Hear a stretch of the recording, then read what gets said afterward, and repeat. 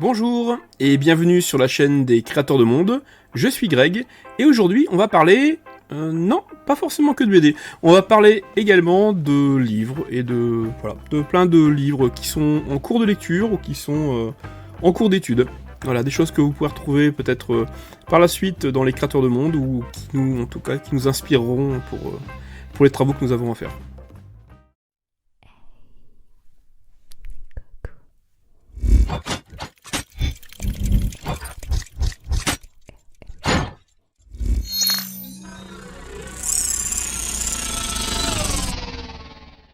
Alors on va commencer avec Largo Winch, donc la méthode Largo Winch, bouquin un peu de making of, comment la BD a été réalisée. Donc je vous avoue que j'ai pas encore commencé la lecture, j'ai juste feuilleté un petit peu pour l'instant, mais ça a l'air vraiment très très bien. On voit des éléments de storyboard, on voit voilà, à peu près comment ça a été mis en couleur, etc. Donc vraiment un témoignage très intéressant sur pas mal de pages. Alors il faut voir que l'auteur, Jean-Marc Lenné, c'est aussi celui qui a fait cette série de bouquins-là. Je sais pas si vous la connaissez, alors je vais vous la mettre peut-être ici, vous la verrez un peu mieux. Donc il y a plusieurs volumes, et ben en fait, ce sont toutes les techniques un peu pour apprendre à créer des BD. Donc voilà, c'était pas élément complémentaire, mais enfin, en tout cas, là directement tout est centré sur Largo Winch. Mais bon, je vous en reparlerai un peu plus tard quand j'aurai eu l'occasion de le lire. Autre livre, et ben on va parler un peu de... Ah, allez, je vais vous montrer ça, parce qu'ils sont vraiment très jolis. C'est sur l'univers de Lovecraft. Là donc ici c'est Kadat. Donc on retrouve, alors c'est pas une bande dessinée, c'est plutôt ce qu'on appelle un livre illustré. Donc vous avez l'histoire, telle que l'a relaté, j'espère que ça passe à peu près bien la caméra, telle que l'a relaté Lovecraft. Et on retrouve donc de nombreux schémas, de nombreuses illustrations, c'est vraiment très sympa. Alors c'est vrai que quand on a déjà lu l'histoire, la redécouvrir avec d'autres illustrations, c'est aussi très intéressant. Donc joli livre. Je crois que celui-ci il est complet, alors que celui-ci me semble, voilà, les montagnes hallucinées doit être en 2 volumes. Donc ça c'est le premier volume. Donc chouette illustration aussi. Vraiment très chouette, hein. C'est vrai que c'est vraiment un très beau livre. Bon après ça reste l'histoire de Lovecraft. Alors en même temps, je vais vous présenter un autre que j'ai terminé. C'est ici. Lovecraft et le jeu vidéo. Donc guide très intéressant en fait, hein, qui retrace grosse première partie un peu où il y a une sorte de classification un peu des différents sujets, des grands thèmes en fait, hein, que ce soit d'un côté l'horreur cosmique ou le côté fantasy de l'autre, les sources d'inspiration, mais également ensuite bien sûr évidemment puisque c'est quand même le titre du livre, ça traite de tous les jeux vidéo qui se sont inspirés de l'univers de Lovecraft. Voilà, donc forcément un thème qui me tenait à cœur vu le projet Engraved qu'on a lancé et qui est inspiré de l'œuvre de Lovecraft, hein, mais sans copie. Donc il n'y a pas de... On reprend pas le Necronomicon, on reprend pas Cthulhu, on reprend pas les thèmes habituels, mais en tout cas c'est une façon de compter assez similaire, et puis il y a une nouvelle dont on a déjà traité dans le magazine, hein, qui nous a bien inspiré.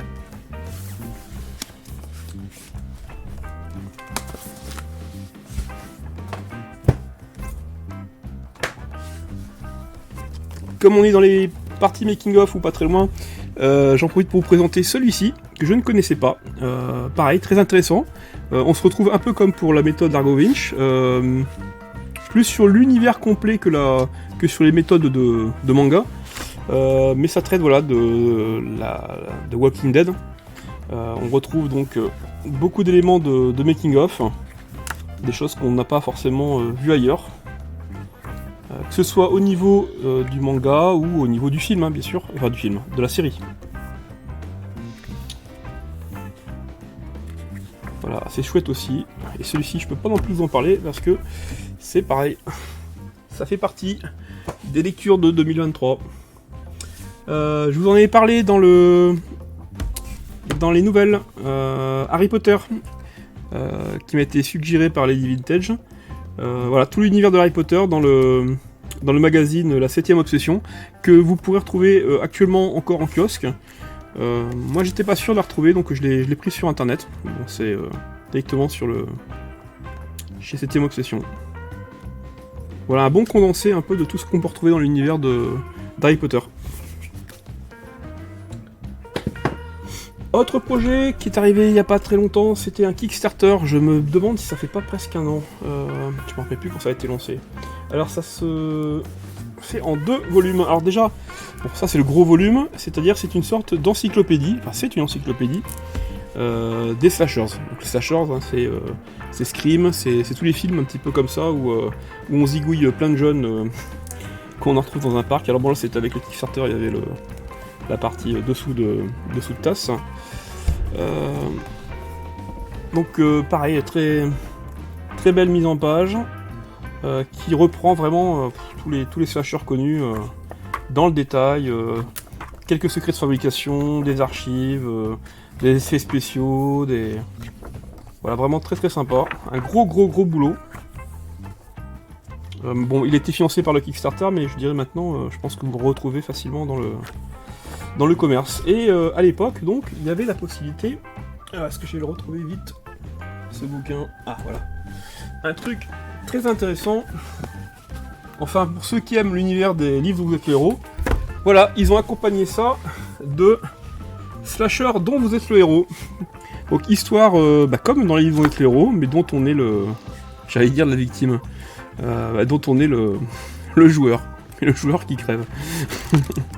J'ai pas encore joué non plus, hein. C'est vrai que je peux pas trop en parler, hein. Si ça tombe, on peut aussi jouer le rôle du... Je crois d'ailleurs qu'on peut jouer le rôle du méchant aussi. Il faudra retrouver ça.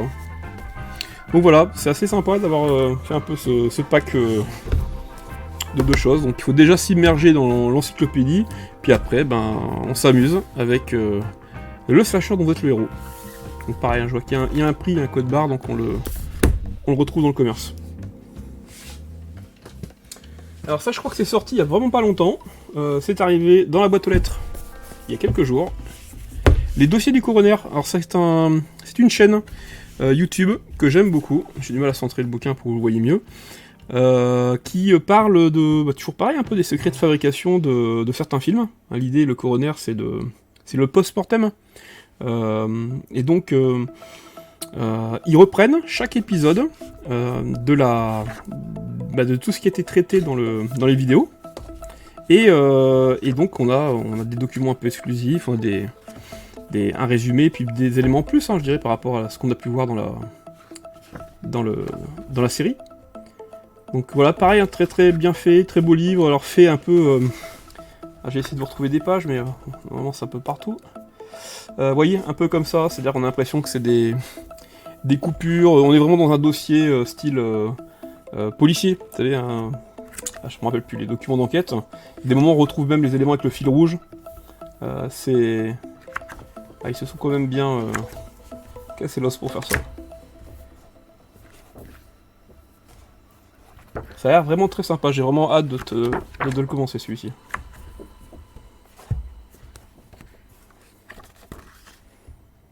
Game of Thrones. Voilà, et je crois qu'il y a aussi un élément exclusif, hein, qui est pas... Enfin, il y a des éléments exclusifs, des épisodes qui sont pas encore sortis ou qui sortiront pas, je ne sais pas. Alors, quand on étudie un peu tout ce qui fait peur, quand on veut connaître les ressorts de la peur, de la terreur plutôt, eh bien, qui d'autre que le grand maître Stephen King pour nous aider à nous plonger dedans. Je ne suis pas... je crois que je suis une centaine de pages. En tout cas, début très intéressant, je vais vous donner une petite anecdote. Il nous parle d'une de ses plus grandes terreurs. Alors, une de ses plus grandes terreurs, il l'a ressentie durant un film. Alors, c'est pas le film, je crois, qui l'a le plus terrifié. Alors, c'était La Guerre des Mondes, donc un vieux film de science-fiction, donc qui pourrait faire peur, hein, mais ce qui l'a plus marqué, c'était le fait que il venait d'apprendre que, alors je sais plus si c'est Spoutnik qui avait été envoyé dans l'espace ou si c'était Gagarine. Non, Gagarine c'était peut-être plus tard. Enfin bref, il s'était rendu compte que les Russes, bon lui il est américain, hein, les Russes avaient eu une grande avancée en termes de voyage dans l'espace, enfin tout ce qui est spatial. On était bien avant la mission lunaire d'Apollo. Ou alors en tout cas c'est en cours de... Ils n'avaient pas encore marché sur la Lune. Et donc il nous parle de toute une génération. Il faut savoir le contexte, hein, c'est un contexte de guerre froide. Il y a la bombe atomique d'un côté. Quelqu'un qui a la capacité d'envoyer un vaisseau dans l'espace, ben, il a la capacité d'envoyer la bombe atomique un peu où il veut. Donc c'était une sorte de terreur qu'ils avaient ressenti.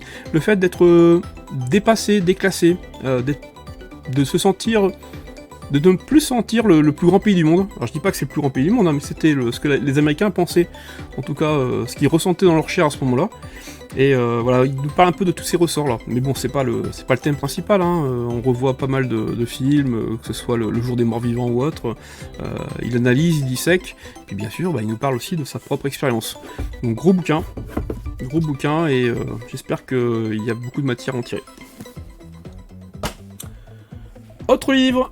Merci aux artisans de la fiction de Lyon de m'avoir fait découvrir ce livre. Alors, on voit pas trop bien le titre, je sais pas comment vous le... Trop de lumière, ou alors c'est pas assez de... Ça s'appelle The Planet Construction Kit. Alors je dirais presque que c'est même plus l'univers Construction Kit. On vous avait fait un projet dans les mag 1, 2, 3 pour vous parler de la création d'un jeu de rôle de type one shot. Et il y a une partie qui s'appelle la création de l'univers. Donc c'est tout l'histoire de l'univers, les personnages, les sciences, le niveau avancé de science, la politique, enfin tout ce qu'on doit penser. Bah là, c'est pareil, sauf qu'il il va beaucoup plus loin. Il nous parle de tout ce qu'on doit penser en termes de planète pour le rendre un peu la planète crédible, pour tout ce qu'on doit y trouver dedans, système de gouvernement, les continents, les entreprises. C'est vraiment très très fouillé. C'est amusant parce que c'est pas des livres qu'on trouve couramment, quoi. C'est quelqu'un qui s'est prêté au jeu. Alors finalement c'est pas un livre destiné aux jeux vidéo. Pourtant ça pourrait être vraiment très utile pour ceux qui font du jeu vidéo. Mais c'est aussi très utile pour ceux qui veulent créer un univers de fiction. Donc voilà, je pense qu'on va vous en parler dans quelques temps. Laissez-nous un peu le temps d'éplucher ça. Mais voilà, très très sympa. Et atypique surtout. Alors là, côté making of de jeux vidéo, donc, qui ne connaît pas le Prince of Persia, très grand jeu, en tout cas qui a marqué une époque. Et donc Jordan, c'est Mechner, c'est ça, Mechner, je sais pas comment on le prononce, qui est encore assez jeune, hein, quand il a créé ce jeu-là. Il l'a fait juste après le jeu Karateka, qui était un grand succès, mais à l'époque il était encore chez ses parents. Et ensuite, quand il a créé par contre Prince of Persia, il avait déménagé, il avait investi des locaux à distance, mais c'était découverte d'une nouvelle vie un peu pour lui. Et il nous raconte toutes ces techniques de rotoscoping, mais c'est vraiment un journal au quotidien. Alors, c'est en anglais, je crois qu'il existe aussi une traduction en français. Mais c'est amusant parce qu'on a tous les rapports, toutes les relations qu'il a avec les gens, les coups de fil, la façon dont les pourcentages sont négociés, voilà, on retrouve, bon, c'est pas applicable aujourd'hui, 2022, j'anticipe, hein, on est fin 2021, mais bon, le temps que vous voyez cette vidéo sera peut-être 2022. Bref, en tout cas, c'est vraiment le témoignage d'une époque, et en ça, c'est vraiment très intéressant, parce qu'on n'en a pas tant que ça, et là, c'est vraiment écrit par l'auteur lui-même, avec un onglet parfois un peu... Bon, ça va, on va dire que ça peut aller. Ensuite, alors... Ce livre-là, Les Saisons du Paradis de Nico Augusto. Nico Augusto que vous pouvez connaître si vous êtes... on le voit beaucoup chez Player... Comment s'appelle cette chaîne YouTube Player Slash... Non, Slayer... Bon, je sais plus le nom de cette chaîne. Donc c'est quelqu'un qui avait une émission sur tout ce qui est enquête un peu paranormale, fantôme, etc. Alors, je sais plus sur quelle chaîne passer. Plus c'est quelqu'un que j'ai connu. J'ai travaillé pour lui sur le jeu vidéo qui s'appelait Season of Even, donc voilà, les saisons du paradis, finalement c'est le titre en français.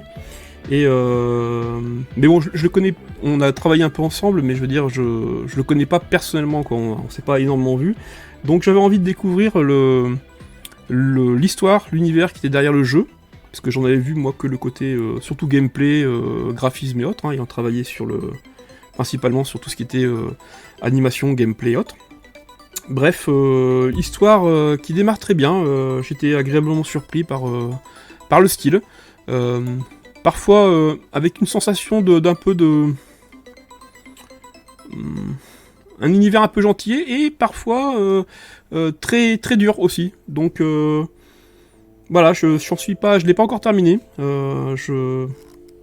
Peut-être qu'on fera... on verra peut-être pour faire une interview de Nico Gusto, s'il accepte.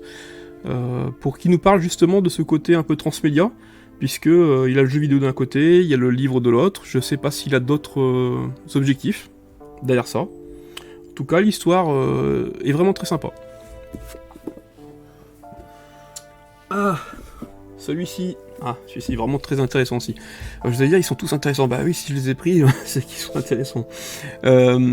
Presse Start. Qu'est-ce que c'est ? En fait, c'est l'histoire de la presse informatique. Comment ça a démarré avec Tilt, et comment on a changé le... On était parti de gens qui étaient vraiment pas des académiciens, style école centrale et autres, donc des gens qui savaient quand même bien écrire, bien penser, etc., mais des gens très sérieux, et que progressivement, ça a été plutôt des passionnés qui se sont mis dedans. Enfin, il y a toute une guerre un peu de journaux. On était sur des mags qui étaient relativement orientés machine et papier. Donc on avait Amstrad Magazine, on avait, je sais plus, pour Amiga, enfin bref, il y avait différents types de magazines, et c'est bien de voir les coulisses en fait, comment ça a été créé, qui s'est intéressé à ça, en quoi les solus ont été un élément très important de vente de ces magazines. Des fois ils étaient même pas lus pour les tests de jeux vidéo, parfois ils étaient lus que pour les solus. Mais bon, c'est bien, ça a forgé un peu la presse actuelle. Ça a quand même changé, ça a beaucoup évolué, hein. Ces 20 dernières années, c'est plus du tout le même... on retrouve plus le même contenu, mais c'est bien, voilà, de retracer toute cette histoire, et c'est pareil, c'est un bon gros livre, bien sourcé, bien documenté. Ça a été écrit par... ils sont où les auteurs ? Yves Brim et Boris Krijwicki. Mais bon, ce sont des francophones, hein, puisque ça nous parle de la presse francophone. Alors voilà, là il vient d'arriver dans la boîte aussi, j'ai à peine eu le temps de le démarrer, j'essaye de là. Voilà, Nouvelle Conscience, donc un roman de Robert Forge, avec qui j'ai pu discuter il y a quelques jours, et suite à ça, donc j'ai eu envie d'en savoir un peu plus sur ce qu'il avait écrit.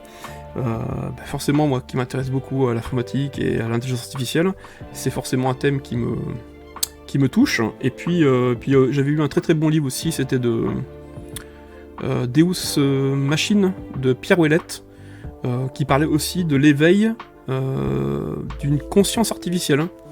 On se contente pas ici de dire voilà, il y a un programme, il y a la foudre et hop, ça devient vivant. Non, il y a bien une façon de s'éveiller. Et là, c'est toute une enquête policière. Alors voilà, Robert Forge, Nouvelle Conscience. On fera peut-être une petite interview aussi avec lui pour qu'il nous explique un peu son cheminement et puis la création de son livre. Là, il y avait eu des grosses promos il y a quelques temps chez Pixel Love. Il y avait 50% sur pas mal de livres, c'était lors du Black Friday. J'en ai profité pour compléter un peu la collection. Et Assassin's Creed, l'univers, les secrets derrière les différents éléments, grosse belle encyclopédie orientée scénario, et très très beau livre aussi. Voilà, pour tous ceux qui aiment vraiment l'univers d'Assassin's Creed, ce qui est mon cas, eh bien, beaucoup d'éléments à retrouver dedans qui peuvent être vraiment très sympas. Encore une fois, gros livre. Toujours pareil, dans la même série, eh ben, The Witcher. The Witcher, l'histoire de The Witcher. Voilà, donc le côté encore making of. Avec ça, il y avait également La même chose pour Harry Potter. Bon, là, ça sent le coup monté, hein, Harry Potter. Hein. Ça veut dire que d'un côté, on s'intéresse aux jeux vidéo, on s'intéresse à la saga avec le magazine. Vous doutez qu'on va en parler bientôt. Bah oui, il y a de grandes chances. Et Zelda. Zelda, voilà. Toute l'histoire de Zelda. Donc, voilà. Des graphiques, des machins. Je l'ai pas encore feuilleté, je peux pas vous dire. Mais bon, le sujet, on le connaît. Et toujours pareil, aux éditions Pixel Love, les raconteurs d'histoire. Et là, on est plus dans le côté scénario du jeu vidéo. Donc ce sont les gens qui écrivent les scénarios et qui nous expliquent comment ça a été réalisé. Alors, caractériser les contours des professions du scénario de jeu vidéo, des métiers séduisants, mais encore assez méconnus et incompris. Donc là, on leur donne la parole. Red Dead Redemption 2, God of War, ou encore Life is Strange. Eh bien, on a presque fait le tour. Ça fait déjà quand même pas mal de livres en cours. Et là, un petit conseil d'une amie, Robin Hobb. Alors en fait, 2 amis en réalité, parce que on avait parlé 15 jours avant, mais c'était pas pour les aventuriers de la mer, c'était pour... je ne sais plus, c'est une sorte de guerrier solitaire, un loup, un homme loup, je sais pas, quelque chose comme ça. Enfin, c'est une autre série de la même auteur, et qui est présentée un peu comme le J.R. Tolkien féminin. Donc, monde fantasy, aventure, action. Voilà, donc a priori c'est très très bien, donc je vais m'y mettre, j'ai commencé, et c'est vrai qu'on se prend vite dans l'histoire. Voilà, bah écoutez, ça sera tout pour... Il y a déjà beaucoup de lectures pour début 2022. N'hésitez pas à laisser un commentaire pour dire ce que vous avez lu, ce que vous avez aimé, puis si vous avez des conseils aussi de lecture, on est preneur. Voilà, tout ce qui va correspondre, vous les connaissez, les mondes de fiction, les univers transmédia, et le petit côté making-of, comment tout ça s'est réalisé. Tout ça nous intéresse, tout ça intéresse la communauté des créateurs de monde. Et je vous dis à très bientôt pour une prochaine vidéo. Ciao ciao.